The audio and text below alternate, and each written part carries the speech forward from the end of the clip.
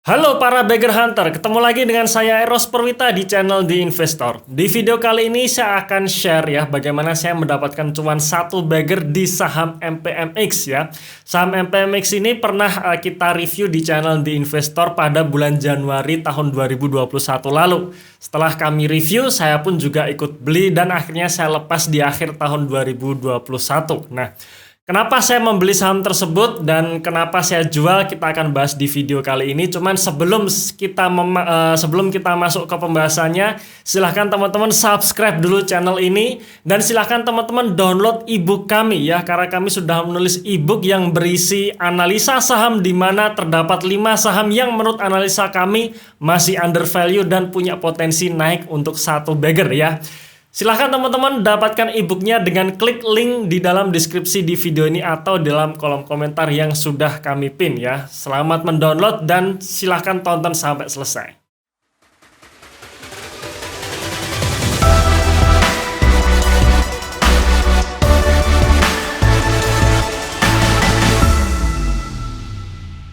Oke, kita langsung masuk saja ke pembahasannya ya. Jadi video review mengenai saham MPMX kita review ya, atau kita bikinkan videonya tanggal 3 Juni tahun 2021 tahun lalu ya.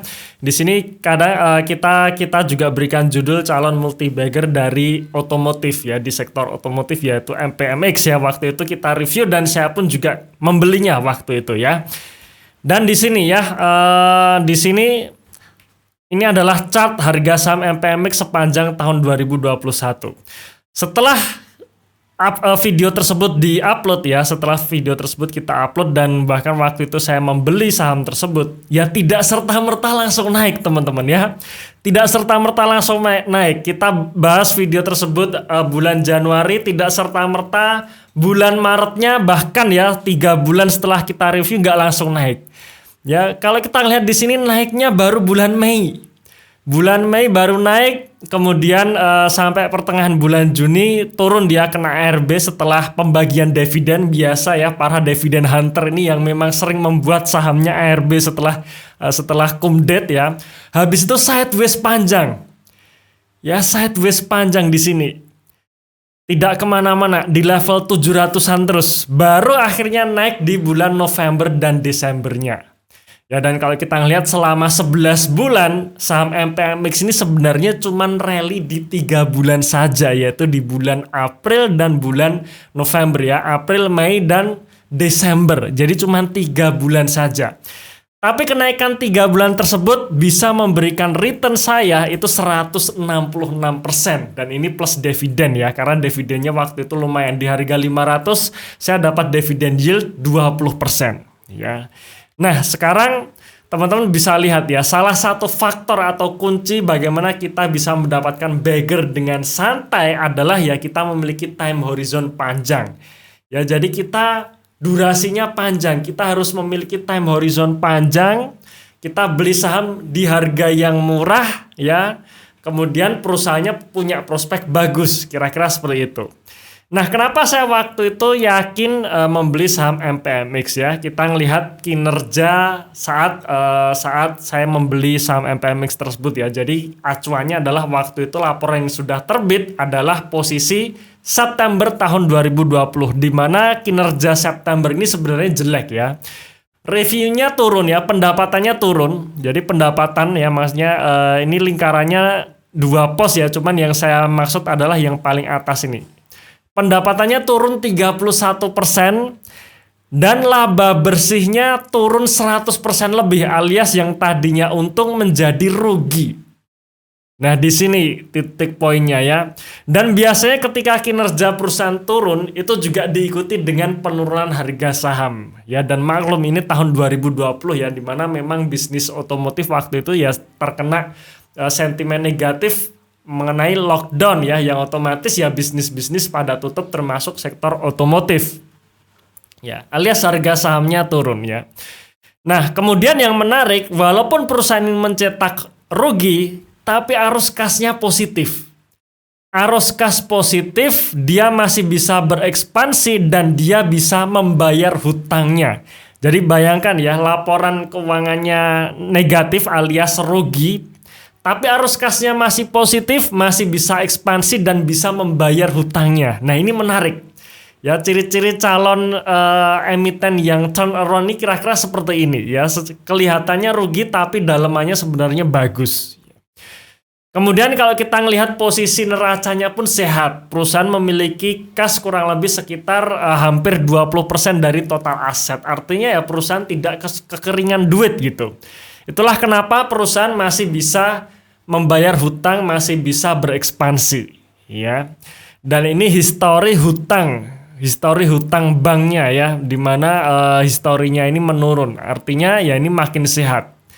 Ya, makin sehat di sini.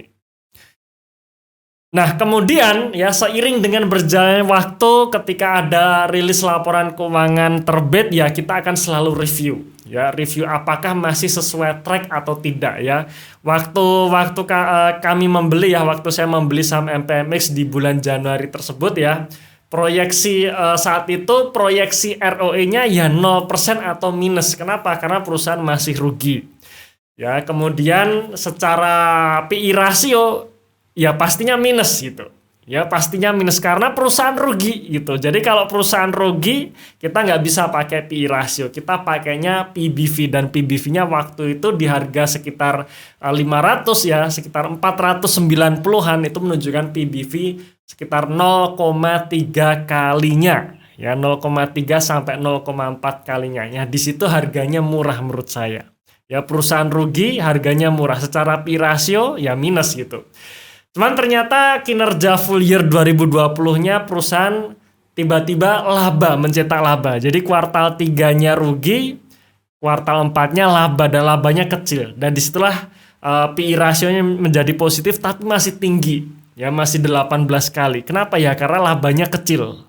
Gitu ya. Jadi hati-hati sekali lagi ya kalau kita menggunakan PI rasio harus dilihat juga laporan keuangannya bagus atau tidak gitu ya. Nah, maka di situ saya melihat PBV. Kemudian seiring berjalannya waktu, kuartal 1 2021 terbit bagus, kuartal 2 bagus sesuai on track dan akhirnya masuk di kuartal 3 tahun 2021. Di mana perusahaan sekarang sudah mencetak laba gitu. Labanya naiknya signifikan.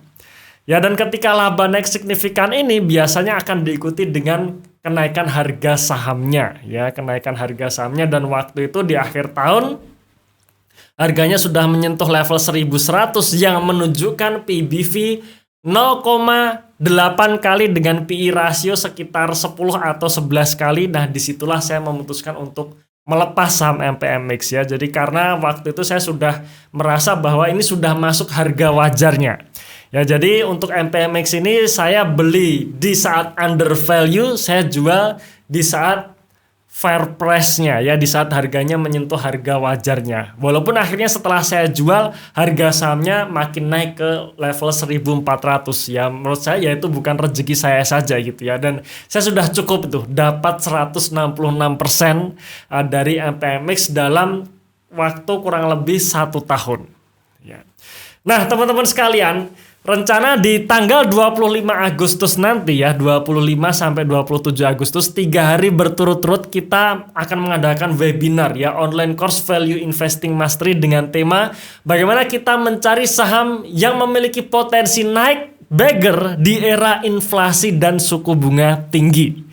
Ya, di era inflasi dan suku bunga tinggi pasti banyak emiten-emiten yang juga terpengaruh negatif maupun positif. Nah, nanti kita akan coba bahas saham-saham mana yang memiliki potensi bagger lagi untuk posisi sekarang ya.